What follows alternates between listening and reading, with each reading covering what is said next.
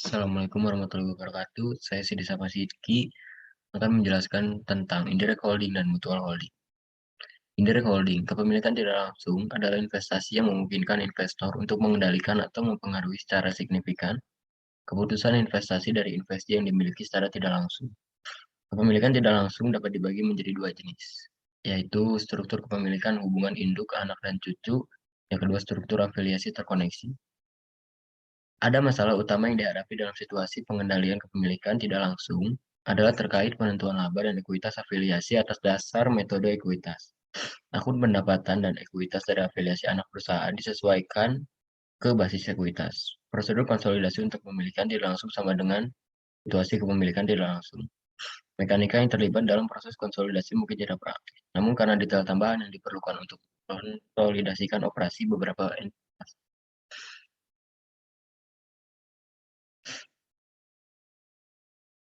Yang kedua, data konsep dari indirect holding. Ada beberapa poin penting yang perlu diperhatikan.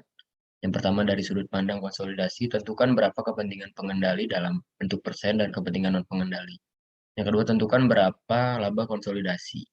Dari pengendali dikali laba terpisah entitas anak atau cucu. Yang ketiga, tentukan hak laba non-pengendali. Yang ketiga ada struktur indirect holding. Struktur induk anak cucu, struktur pada kepemilikan tidak langsung, minoritas anak secara langsung berhak atas laba bersih cucu, yaitu sebesar beberapa persen kepemilikan minoritas dan berapa persen kepemilikan anak terhadap cucu laba bersih cucu.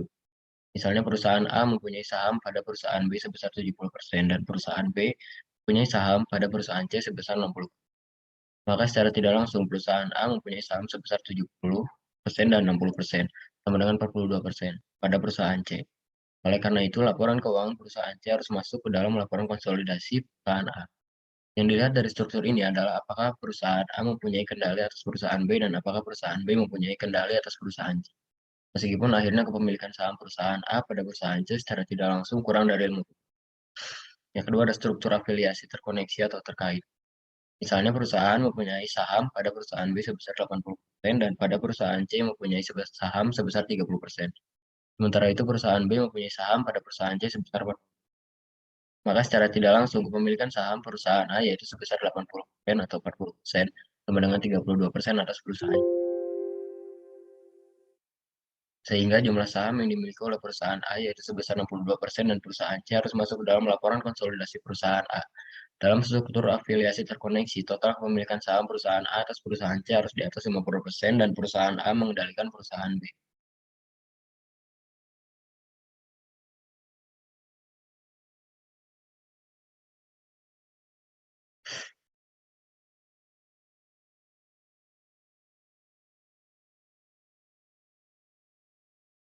Selanjutnya ada mutual holding. Mutual holding merupakan bentuk hubungan perusahaan induk dan anak, induk, anak, dan cucu. Dalam hal ini, perusahaan anak mengakuisisi saham perusahaan induk. Dalam bahasa akuntansi, hal ini disebut dengan kepemilikan mutual atau mutual holding. Hal ini menimbulkan permasalahan perlakuan investasi dan nilai investasi menimbulkan permasalahan sendiri apabila anak perusahaan memiliki saham preferen. Berikut ada beberapa persoalan yang akan timbul apabila terjadi mutual holding. Di antaranya, yang pertama ada laporan konsolidasian menyajikan laporan gabungan induk dan anak, serta mengeliminasi akun antar perusahaan.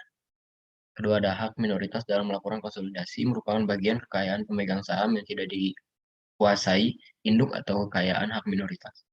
Yang ketiga, bila terjadi mutual holding di mana anak perusahaan memiliki saham induk, maka jumlah kepemilikan harus dieliminasi. Yang keempat, ada perusahaan anak memiliki catatan investasi dalam saham induk perusahaan.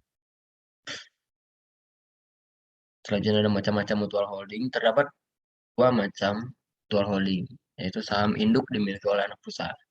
Saham induk yang dimiliki oleh anak perusahaan tidak termasuk dalam saham yang beredar. Oleh karena itu, saham tersebut akan dilaporkan sebagai saham treasury dan akan dikurangkan dari stockholders equity konsolidasi pada nilai biaya. Dan ada dua jenis, yaitu konsolidasi tahun perolehan tanpa pembagian dividen. Yang kedua ada konsolidasi setelah tahun perolehan dengan pembagian dividen. Kedua ada saham anak dimiliki oleh anak perusahaan yang lainnya. Pada saham anak dimiliki oleh anak perusahaan yang lainnya tidak akan diperlakukan sebagai saham treasury. Investasi tersebut akan dieliminasi bersamaan dengan eliminasi ekuitas yang sahamnya dimiliki. Selanjutnya ada dua metode pada induk perusahaan yang saham dimiliki oleh anak perusahaan. Di antaranya ada pendekatan saham treasury, pendekatan anak pendekatan saham treasury yaitu suatu pendekatan yang mempertimbangkan saham induk perusahaan yang dimiliki anak perusahaan dengan tetap menggunakan dasar biaya dan dikurangkan dari ekuitas pemegang saham pada neraca konsolidasi. Yang kedua ada pendekatan konvensional. Pendekatan konvensional yaitu suatu pendekatan yang mempertimbangkan investasi anak perusahaan pada saham induk perusahaan atas dasar ekuitas dan mengeliminasi akun investasi perusahaan dapat diterima tetapi tidak menghasilkan laporan keuangan konsolidasi yang sama. Secara umum, akuntan sepakat bahwa neraca konsolidasi harus memperlihatkan modal saham dan laba ditahan yang dimiliki pemegang saham mayoritas di luar entitas konsolidasi.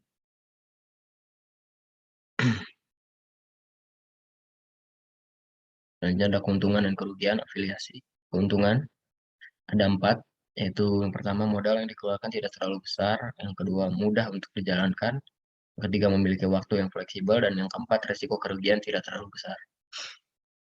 Selanjutnya ada kerugian, kerugian ada 6.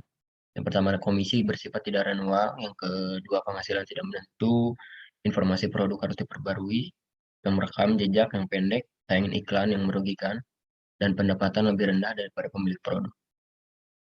Sekian dan terima kasih atas perhatiannya semuanya. Saya di Sapa Sidki, pamit. Assalamualaikum warahmatullahi wabarakatuh.